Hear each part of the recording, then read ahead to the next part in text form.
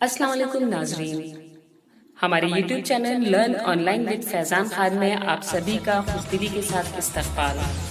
دوستوں، ہمارے ساتھ موجود ہیں ہمارے اسپیکر مولانا مصطفیٰ ندوی مدنی صاحب، اور آپ سے گزارش ہے کہ ان کے موضوع سے ریلیٹڈ کوئی بھی سوال اگر آپ پوچھنا چاہتے ہیں تو ضرور ہم سے رابطہ قائم کریں۔ ساتھ ہی ہمارے اس چینل کو لائک، شیئر اور سبسکرائب کرنا نہ بھولیں تاکہ اپلوڈ ہونے والی ہر ویڈیو آپ تک فوراً سے پیشتر پہنچ سکے۔ بے حد شکریہ۔ بسم اللہ الرحمن الرحیم۔ ناظرین کرام، السلام علیکم ورحمۃ اللہ وبرکاتہ۔ فلسطین کی صورتحال، بربادی، تباہی، خاک و خون میں لپٹا ہوا علاقہ، ظلم اور بربریت کی داستان، سوشل میڈیا پر ہونے والی بحثیں، امت اسلامیہ اور علماء اسلام، ان کا رویہ، اسے دراصل سمجھنے کی ضرورت ہے۔ موجودہ صورتحال، اس کا اندازہ کچھ ہی لوگوں کا تھا۔ علماء اسلام میں جس رویے پر ہماری گفتگو ہے وہ بھی سب کا نہیں ہے، لیکن ایک بڑی تعداد ہمارے علماء کی اور امت کے ایک بہت بڑے حلقے میں ایک بہت کمزوری ابھر کر سامنے آئی ہے۔ فلسطین کی اس تباہی اور اس ہولناکی نے،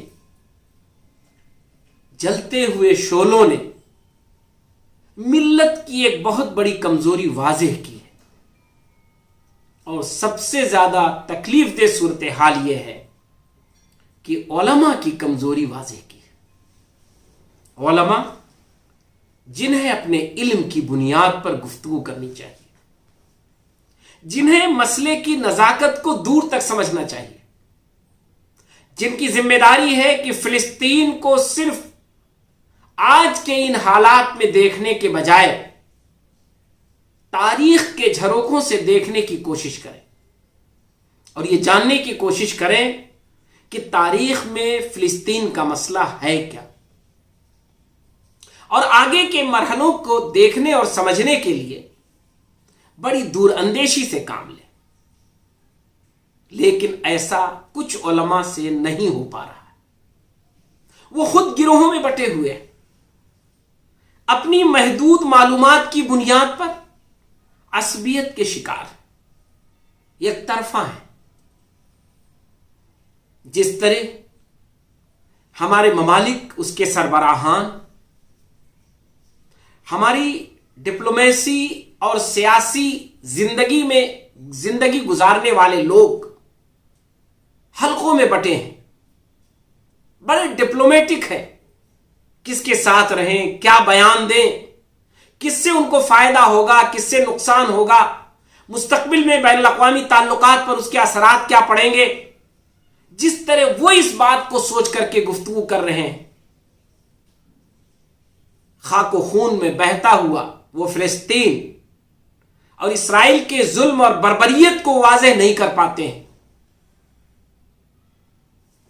اسی طرح ہمارے علماء بھی خانوں میں بٹ گئے، حصوں میں بٹ گئے، اور اتفاق یہ ہے کہ سوشل میڈیا کے زمانے میں ان کی یہ ساری تقسیم، اندرونی ایک دوسرے سے منافرت، اندرونی ایک دوسرے سے اختلاف، وہ نمایاں ہو کر ابھر کر سامنے آ گیا۔ اس لیے ضرورت محسوس ہوئی کہ مسئلہ فلسطین پر گفتگو کرتے ہوئے اس پر بھی گفتگو کی جائے۔ کیوں؟ فلسطین کا مسئلہ نہایت ہی دردناک مسئلہ رہا ہے، اور مستقبل میں بھی ابھی رہنے کی امید ہے، اللہ کرے جلدی حل ہو جائے، لیکن بظاہر اس کا حل جلدی نظر نہیں آتا ہے۔ ایسی صورت میں علماء، ہمارے کچھ علماء کا یہ رویہ اور سوشل میڈیا پہ ابھرنے والے ان کے اختلافات، دینی تنظیموں اور تحریکوں سے منضبط اور جڑے ہوئے افراد کا آپسی انتشار، وہ ملت کے لیے نہایت نقصان دہ اور انسانیت کے لیے نہایت ہی تکلیف دہ، جن سے رہنمائی ملنی ہے اگر وہ خود رہنمائی کے محتاج ہو جائیں، جن سے روشنی ملنی ہے اگر انہی کا چراغ بجھ جائے، جنہیں اپنے دانشوری کا ثبوت دینا ہے، جن کی دانشمندی پر مستقبل بہتر ہوگا، اگر وہی غیر دانشمندانہ باتیں کرنے لگیں، وہی ٹکڑوں ٹکڑوں کی باتیں کرنے لگیں، اپنی مختصر معلومات پر مکمل فیصلہ لینے لگیں، جو کچھ سوشل میڈیا پہ ہے اگر اس کی بات خلاصے کے طور پر کہی جائے، علماء کرام کے احترام کے ساتھ اور ان کے جذبے اور ان کی نیتوں کی صداقت کو اعتراف کرتے ہوئے کہا جائے، تو کم سے کم جو بات کہی جائے گی وہ یہ کہ زیادہ تر افراد جو سوشل میڈیا پر اس موضوع سے لگے ہوئے ہیں، کم معلومات کو مکمل فیصلے کے لیے بنیاد بنا رہے ہیں۔ یہی ان کی سب سے بڑی کوتاہی ہے۔ یاد رکھیے، یہ بہت نقصان دہ پہلو ہے۔ آپ یا تو مکمل فیصلہ اگر کرنا چاہتے ہیں تو مکمل معلومات حاصل کیجیے۔ آپ کو اگر کوئی علاقہ، اس کے بارے میں کوئی بات کہنی ہے تو مکمل سروے کیجیے، وقت لگائیے، ہر پہلو کو دیکھیے، غیر جانبدار ہو کر اس پر سوچیے، اپنے کو ایک ذمہ دار محسوس کرتے ہوئے اس پر بات کریے اور پھر کوئی بات کہیے۔ آج علماء کس طرح بٹے ہوئے ہیں اور ان کی بنیادیں کتنی کمزور ہیں اور کتنی کم ہیں، مواد کتنا کم ہے ان کے پاس، اس کا اندازہ کرنے کے لیے میں چاہتا ہوں کہ اس کی وضاحت کر دوں، اور ہم سب اس میں شامل ہیں۔ اللہ ہمیں اس سے بچا لے، کیونکہ ہمارے کاندھوں پر بڑا بوجھ ہے۔ ہمارے اسلاف کا یہ طریقہ نہیں تھا۔ آج بھی ہمارے بے شمار علماء ہیں جو یا تو محدود گفتگو کر رہے ہیں یا خاموشی اختیار کیے ہوئے۔ خاموشی ان کی کوئی جرم والی خاموشی نہیں ہے، حالات کے نزاکت کی خاموشی ہے، معلومات کے ابتری کے نتیجے میں ہے، معلومات کے توثیق نہ کر لینے کے نتیجے میں ہے۔ اور جو لوگ بہت کچھ لکھتے اور بولتے جا رہے ہیں وہ دراصل معلومات کی توثیق پر دھیان نہیں دیتے ہیں۔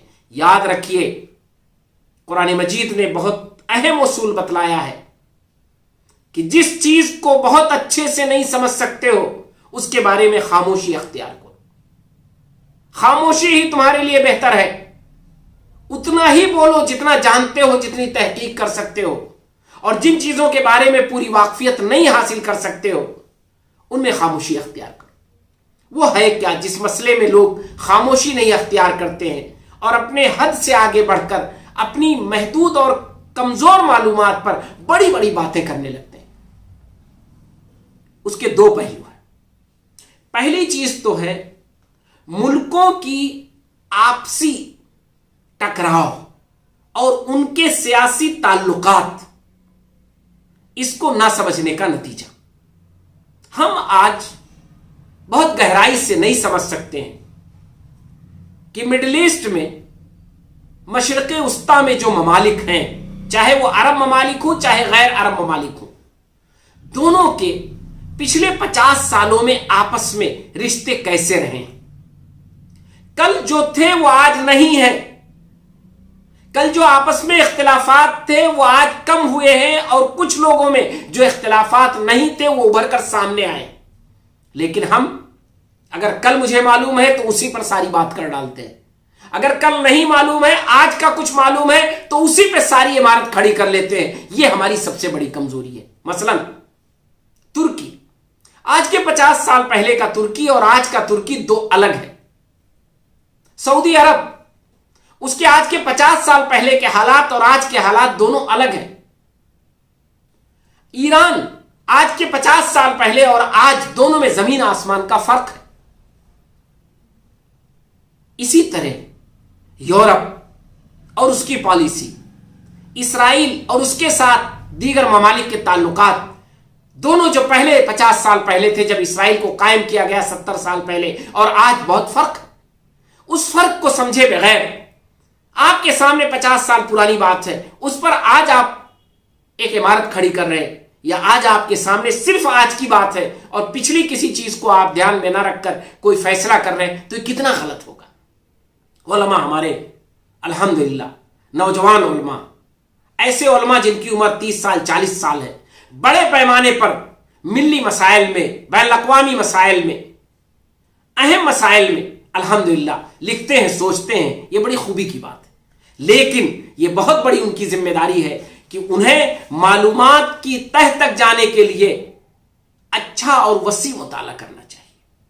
انہیں چاہیے کہ محنت کریں، کہ کچھ خاموشی بھی اختیار کریں اور فیصلے کو کرنے سے پہلے اپنا تجزیہ کریں، اپنی بات کا تجزیہ کریں۔ اب آئیے اس میں کس طرح کی گروپنگ ہوئی ہے اور کیا چیز ہے جو ملت کی اندرون ابھر کر سامنے آئی ہے اور ایسا لگتا ہے کہ شیطان اس کا بہت اچھا استعمال کر رہا ہے۔ ایک ہے، میں نے کہا، جو اختلافات بڑے پیمانے پر ابھر کر آ رہے ہیں سامنے، وہ ہے بین الاقوامی تعلقات کی نوعیت، ملکوں کے آپس میں تعاون اور گفتگو کی نوعیت اور ملکوں کے سربراہوں کی گفتگو۔ آپ سب ہم جانتے ہیں کہ ملک کا کوئی سربراہ اگر کوئی اعلان کرتا ہے تو بڑا ڈپلومیٹک اعلان ہوتا ہے۔ ہو سکتا ہے جو بات وہ کہہ رہا ہو اس کے ملک کی پالیسی نہ ہو، لیکن فوری طور پر اسے وہ بات کہنا اس لیے ضروری ہے کیونکہ وہ اس کے ملک کے مفاد میں۔ آپ ذرا سوچیں تو ڈپلومیٹک سسٹم آج کیا ہے، ڈپلومیسی ہے کیسی، اس میں اچھائیاں بھی ہیں، خرابیاں بھی ہیں، لیکن انداز جو ہے اس کا وہ یہی ہے کہ ہو سکتا ہے ایک ملک کا سربراہ جو اسے نہیں کرنا ہے اسی کو کہے اور جو اسے کرنا ہے وہ کبھی نہ کہے۔ کیوں؟ یہ پالیسی ہے۔ اس لیے اگر ایران کے بارے میں اس کی گفتگو سے آپ نتیجہ نکالیں گے، عراق کے بارے میں اس کی گفتگو سے نتیجہ نکالیں گے، ترکی کے بارے میں اس کی گفتگو سے نتیجہ نکالیں گے اور سعودی عرب کی خاموشی سے اس کا نتیجہ نکالیں گے تو آپ صحیح نتیجے پہ نہیں پہنچیں گے۔ کیوں؟ ڈپلومیٹک بیانات آپ اور ہم علماء اچھی طرح نہیں سمجھ سکتے ہیں۔ اس کو سمجھنے کے لیے آپ کو اسی فیلڈ میں جانا ہوگا اور آپ اس فیلڈ میں نہیں ہیں، یہ اعتراف کر لیجئے۔